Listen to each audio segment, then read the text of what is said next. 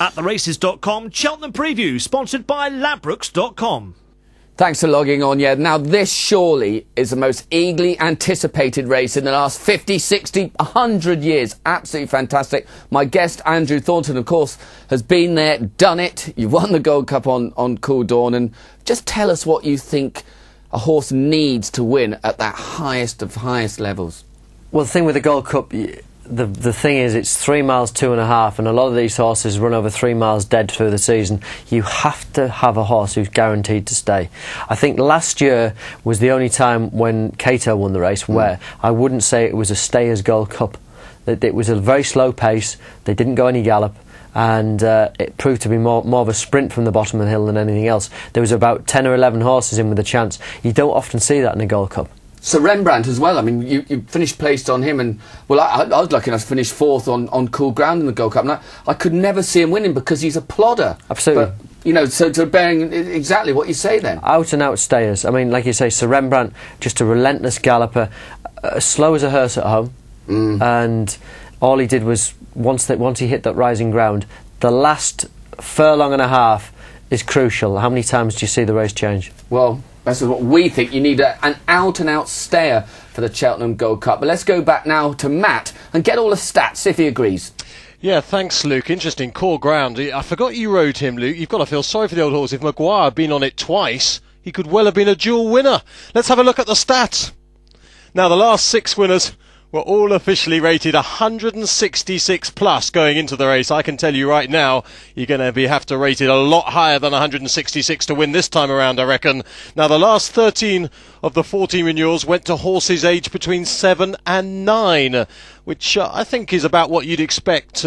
Horses who've gone through the novice and are reaching a peak towards their 10-year-old career. Second season novices have won 7 of the last 14 renewals. That's quite an interesting stat, I think, because people often think that a second season novice will struggle against the sort of usual contenders that have been in the race. So good stat, that one. And 5 winners since 1980 ran in the previous year's Royal and Sun Alliance Chase. So you've plodded round in the Sun Alliance Chase. You've got every chance of doing well in the Gold Cup. 8 of the last 10 winners had won or been placed at a previous festival. Once again, as we see in so many of the stats for Cheltenham, course form, the hustle and bustle of Cheltenham unique, and you need to be able to cope with it.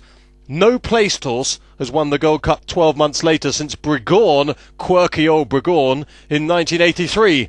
The fellow was twice second, but then fourth before winning. So generally I think what happens is you often get big priced horses filling the frame in the Gold Cup, but they don't go on to 10 and win it in the future.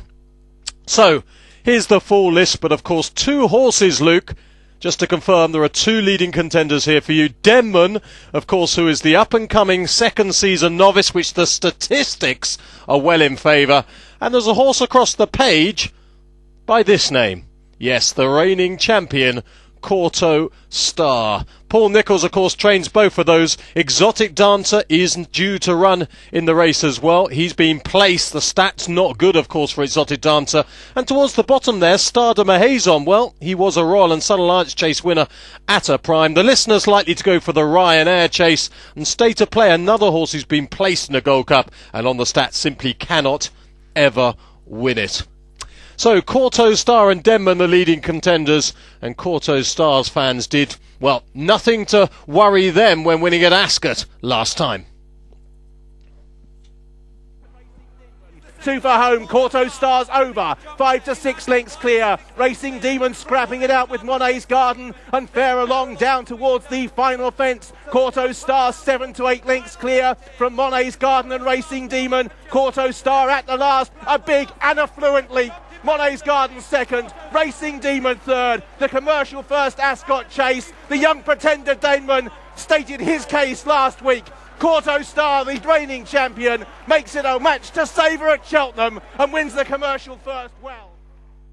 As we do in this country, we yearn to have a champion. We get one and we're trying to knock him off his perch immediately, and it's exactly what we've been doing with Kauto Star. He got beat first time. Actually, I heard a story. Ruby Walsh said after he got beat at Aintree, he said this won't win another race.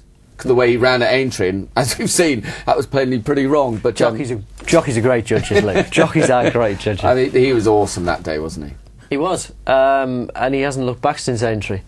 You know, you'd think he had quite a hard race at Aintree first time out this season, and you thought, well, it might just take its toll, but not at all. He's just gone on from strength to strength, and you know, a huge scare after Ascot with the corn in his foot, the bruised foot, and people were thinking, oh, is this going to be the end? We're not going to see the clash, and you know, it's proved that, you know, that's all it was. Thank goodness. And you know, it's very difficult to pick holes in what he's done. He's an absolute champion, isn't he? I mean, we're looking down. Harry Finley has said, of course, the joint owner of Denman, has said that he doesn't think that he stays. You were saying about, you know, it's essential to get that 3 1/4. He says, like last year, as you said, wasn't a strong gallop, there wasn't a lot of pace on, so would have helped him. Do you think there's a question mark about him staying? There is a slight question mark about him staying. And I mean, it's only slight, but the thing is, with good horses, you try and clutch at straws. You try and find some way to get them beat.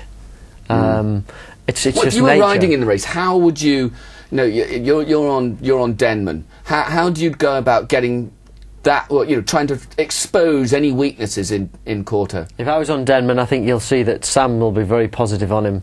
He'll pop him out very handy. He'll get him in a rhythm. Denman's the sort of horse you can't make a complete plan whether just to get a lead. The horse dictates what he's going to, his own gallop, because that's Denman's strength. But what I liked about Denman in this race was they didn't go a great gallop in this. He set his own pace, and Ruby has pushed the button turning in. Very impressive. And he's taken the listener off his feet, and he's got them all beat going to the last.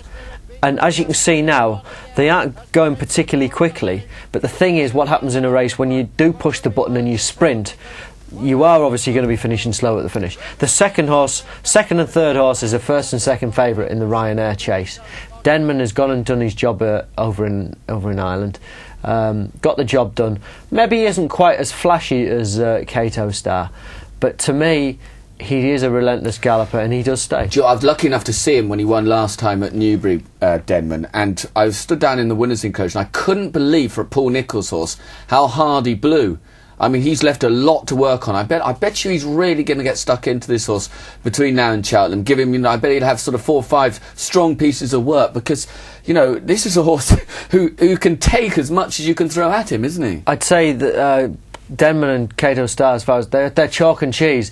Kauto Star always gives the impression that he'd be an easy horse to train. You wouldn't have to do a lot with him because he's very light on his feet.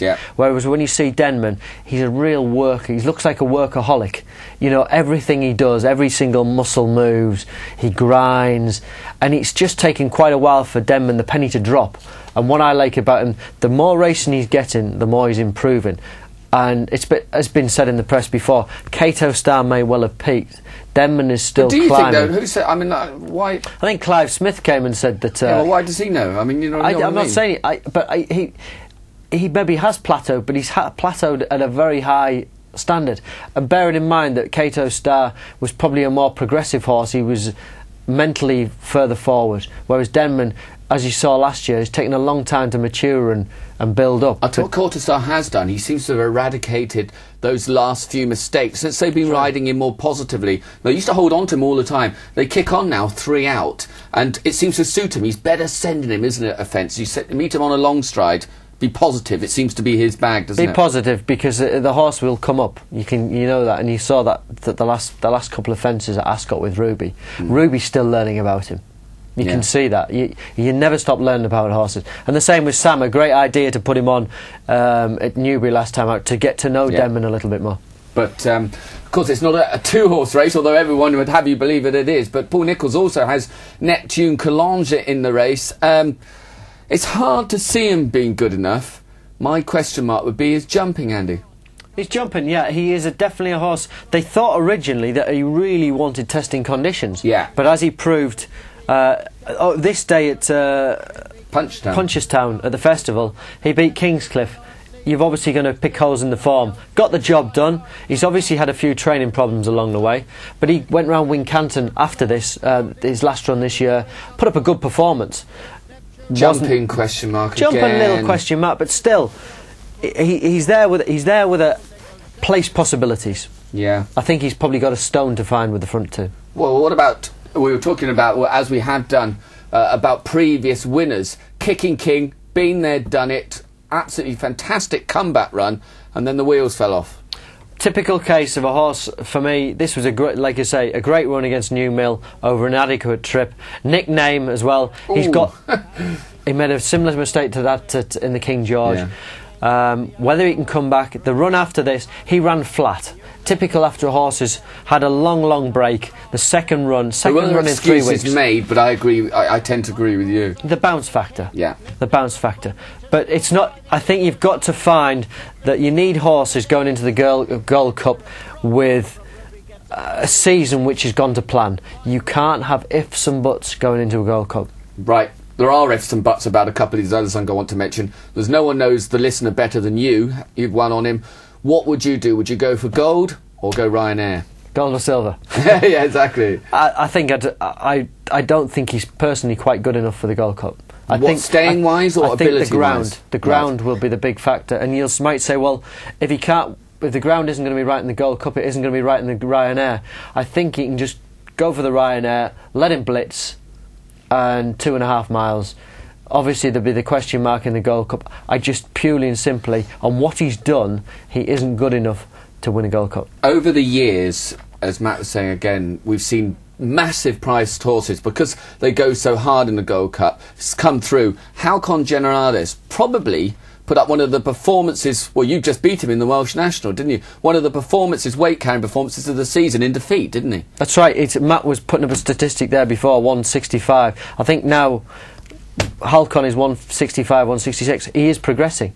But if the Gold Cup was around Chepstow, I would give him a great chance. I think Chepstow is his track, just the nature of the track. Whether the undulations of Cheltenham, it's a speed track as well, Cheltenham. So if it came up heavy, I'd put him in the equation. I'd have to be an if and a but on good ground. Well, we can see the scenario. Denman out in front, turning down the hill. Ruby comes there, swinging on Kauto Star. Is it just between those two, or could something like Halcon or one of these bigger price horses down the field? No. Nowhere would be my each way bet in the race without a question. Really? 40 to 1. He's a handicapper improving. Loves Cheltenham. He'll be ridden for a place though. I can't see him winning. But at 40 to 1 to fill the frame, he would be my. So each way on him. And what about winning the race, Andy? I've always nailed my colours to Denman. I just still think he's progressing. He's uncomplicated, bounce out, relentless gallop. It will be a real test of stamina. And if Kauto Star, if there isn't an if and a but about him staying, Denman will find it out. It really is going to be a race to save, a mouth-watering contest. Andy, pumping for Denman. At theraces.com, Cheltenham Preview, sponsored by Ladbrokes.com.